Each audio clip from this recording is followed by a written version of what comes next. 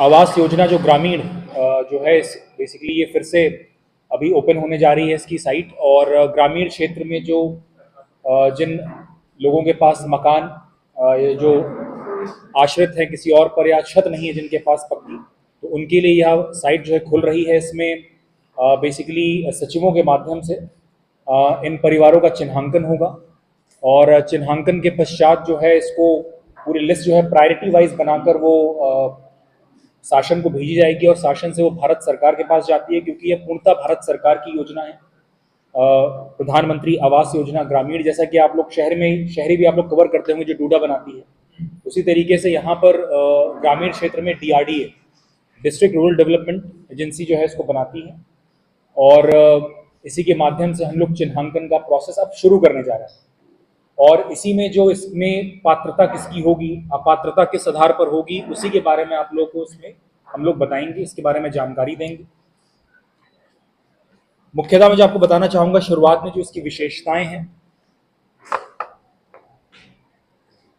इसमें जो है किसी भी जो पात्र लाभार्थी होगा उसको सरकार की तरफ से 1,20,000 रुपए जो है वो पैसा मिलेगा अपना घर बनाने के लिए, पक्का घर बनाने के लिए, जिसमें प्रथम किश्त के रूप में 40,000 रुपए मिलेंगे, द्वितीय किश्त में 70,000 रुपए मिलेंगे और तृतीय किश्त में इसमें 10,000 रुपए मिलेंगे।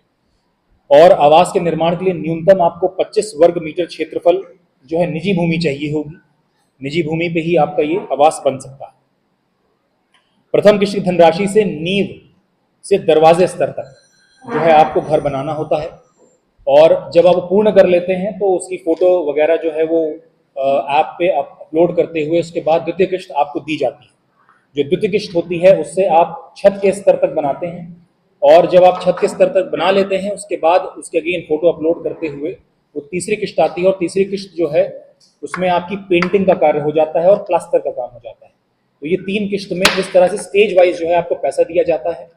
और इसमें मुख्य बात ये भी है कि इसके साथ कन्वर्जेंस किया जाता है कि नरेगा के तहत आपको 90 दिन का मानदेय मिलता है और मानदेय के साथ साथ आपको शौचालयों के लिए 12,000 रुपये मिलते हैं जो हमारे स्वच्छ भारत मिशन ग्रामीण के तहत मिलता है। उसी तरीके से आपको प्रधानमंत्री उज्ज्वला योजना के तहत आपको गैस कनेक्शन दिए जाते हैं और प्रधानमंत्री दीनदयाल उपाध्याय ग्राम ज्योति योजना के तहत इसमें आपको बिजली का कनेक्शन भी मिलता है। तो इस तरह से 4 से 5 योजनाओं का इसमें कन्वर्जेंस करते हुए ये पूरी योजना संचालित की जाती है। अब इसमें हम जानते हैं कि इसमें स्वतः जो कहते हैं कि सुओ मोटो जो है इसमें जो बेनिफिशियरी माने जाएंगे, जो इसमें पात्र माने जाएंगे, वो हैं आपके आश्रय विहीन परिवार, बेसहारा या भीख मांगकर जीवन यापन करने वाले परिवार, तीसरा हाथ से मैला ढोने वाले, चौथा आदिम जनजाति समूह और पांचवा वैधानिक रूप से मुक्त कराए गए बंधुआ मजदूर। तो यह स्वतः ही एलिजिबल हो जाएंगे इस योजना के लिए ग्रामीण क्षेत्र में। और इसी तरीके से स्वतः बहिर्वेशन मतलब कि एक्सक्लूजन मतलब तुरंत एक्सक्लूड जाएंगे, जिस बेसिस पे एक्सक्लूड कर दिया जाएगा, जिसके बेसिस पे आपको नहीं मिल पाएगा, वो भी इस बार जो है फैक्टर्स इस बार चेंज किए गए हैं। पहले ये फैक्टर्स करीब 13 मानक हुआ करते थे, अब वो 10 मानक हो चुके हैं। उन मानकों में अगर मैं आपको बताना चाहूँ, मुख्यतः आपके मोटर चालित 3 से 4 पहिया वाहन अगर किसी के पास है तो वो इसमें एलिजिबल नहीं होगा, वो पात्र नहीं होगा। उसी तरीके से अगर किसी के पास मशीनी 3 या 4 पहिया कृषि उपकरण है तो वो इसमें पात्र नहीं होगा। किसी के पास अगर 50,000 अथवा उससे अधिक की क्रेडिट सीमा वाला किसान क्रेडिट कार्ड है तो तब भी वो इसके एक्सक्लूजन में चला जाएगा। या किसी के परिवार में अगर कोई सरकारी कर्मचारी काम करता है तो वो भी एक्सक्लूड हो जाएगा। इसी तरीके से गैर कृषि उद्यमी मतलब जो नॉन फार्म बिजनेसेस में हैं, वो मजदूरी भी हो सकता है, वो बिजनेस भी हो सकता है, वो ग्रामीण क्षेत्र में होगा तो, और वो पंजीकृत हो सरकार के द्वारा किसी योजना में, तो वो एक्सक्लूजन हो जाएगा, मतलब वो बहिर्वेशन हो जाएगा उसका। उसी तरीके से अगर वे परिवार जिनका कोई सदस्य 15,000 से अधिक प्रति माह कमाता है तो वो बाहर हो जाएगा। आयकर देने वाली परिवार, व्यवसाय कर मतलब GST देने वाले परिवार, वे परिवार जिनके पास 2.5 एकड़ या उससे अधिक सिंचित भूमि है, या वे परिवार जिनके पास 5 एकड़ या उससे अधिक असिंचित भूमि है। तो ये 10 जो क्राइटेरियाज हैं इसके बेसिस पर वह स्वतः ही बाहर हो जाएगा एलिजिबिलिटी क्राइटेरिया के पात्रता सूची के। और इसका जो क्रियान्वयन होगा इस पूरे उसका, अभी फिलहाल देखिए हम लोगों ने सर्वेयर को चिन्हित करने का काम किया है। इसमें ज्यादातर जो ग्राम पंचायत सचिव हैं वो अपने अपने क्लस्टरों में सर्वेयर का काम करेंगे। मतलब आप चाहें तो खुद स्वतः जो एप्लीकेंट है वो आके एप्लीकेशन दे सकता है, वो ब्लॉक में दे सकता है, वो ग्राम पंचायत सचिव को दे सकते हैं, और सचिव जो है वो सर्वेयर के रूप में इसको जाके देखेंगे कि वहाँ परिवार में जो हमने बताया, जो क्राइटेरिया बताया, क्या वो उनके पास हैं। अगर हैं तो वो आउट हो जाएंगे, या अभी फिलहाल तो बेसिकली हम लोग इसमें प्रायोरिटी सूची बनाएंगे। अभी मान लीजिए मेरे पास 100 एप्लीकेशंस आती हैं, तो उन 100 एप्लीकेशन को इकट्ठा करके हर एक की पत्रावली बनाई जाएगी, और उन पत्रावली में जो भी फैक्ट है उसको सर्वे करते हुए उसमें डाला जाएगा, और उसके आधार पर एक्सक्लूड आउट करके और इंक्लूड करते हुए प्रायोरिटी बनाई जाएगी। अब इसमें प्रायोरिटी सूची भी देखिए इस तरीके से है कि इसमें जो प्रायोरिटी है वो SC ST के परिवारों को दी जाती है। उसी तरीके से विधवा महिला अगर है, कोई निराश्रित परिवार है, या किसी के परिवार में कोई कमाऊ इंसान नहीं है, कमाऊ कोई इसमें मेंबर नहीं है, तो उनको प्रायोरिटी पे ऊपर रखा जाएगा। इस तरीके से पूरी प्रायोरिटी वाइज एलिजिबिलिटी लिस्ट बनेगी, और इसको हम लोग आवास प्लस जो है हमारा सॉफ्टवेयर है या वेबसाइट है उसके ऊपर इसको अपलोड किया जाएगा। और फिर इसके बाद जो है शासन के बाद फिर वो भारत सरकार पे जाकर इसकी फाइनल लिस्ट आती है। इसमें देखिए जो सिलेक्शन क्राइटेरिया वो भारत सरकार के लेवल का एक फॉर्मूला है, वो पूरा अपने स्तर से करते हैं कि कितने परिवारों को यहाँ पे एलिजिबिलिटी दी जाएगी या कितने परिवारों को यहाँ पे आवास दिया जाएगा। वो पूरी सूचना भारत सरकार से पहले शासन को यहाँ लखनऊ में आती है, और उसके बाद फिर वो जिले स्तर पे दी जाती है।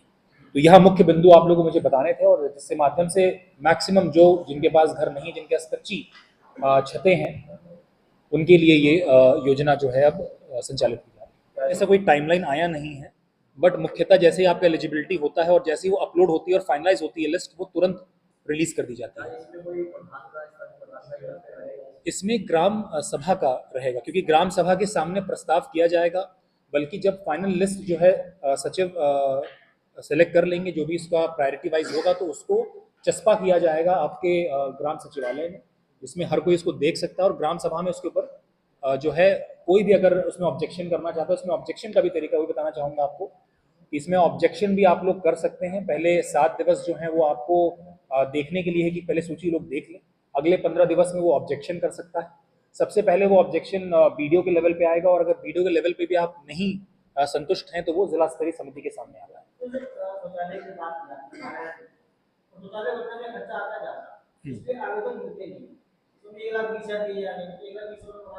बिल्कुल, देखिए इसके ये तो देखिए आपको एक तरीके से बनाने की जो न्यूनतम हमें दी गई है, आपको इसके आगे आप जितना भी स्पेंड करना चाहें, कैसे करना चाहें, आपकी क्षमता के ऊपर होता है।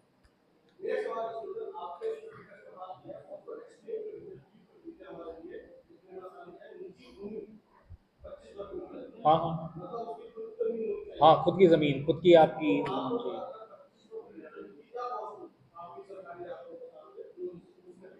नहीं, ये तो आपकी निजी भूमि है। देखिए निजी भूमि पे ही आपको दिया जाएगा, इसका कॉस्ट से मैं समझता हूँ।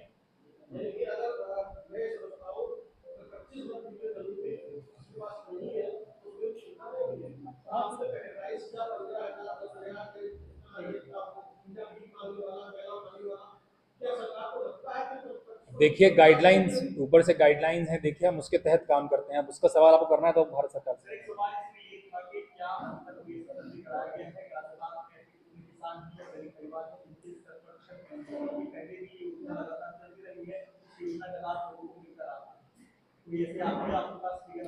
देखिए अगर मैं पुराने टारगेट की बात करूं तो मुश्किल से 6 टारगेट आया था।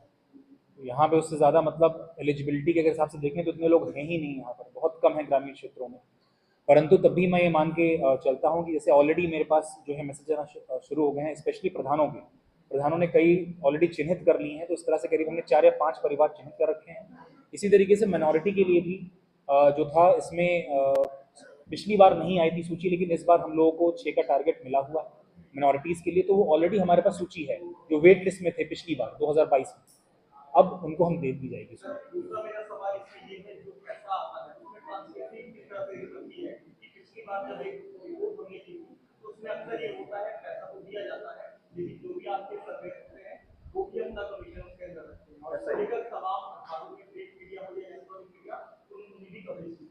बिल्कुल, अगर इस तरह की शिकायत आती है तो बिल्कुल उस पर एक्ट किया जाएगा। और क्योंकि हम जानते हैं कि यहाँ पे बहुत ज़्यादा नहीं लाभार्थी होते हैं, तो स्वयं यहाँ डिस्ट्रिक्ट लेवल ऑफिसर्स को भी हम लोग वेरीफाई करेंगे।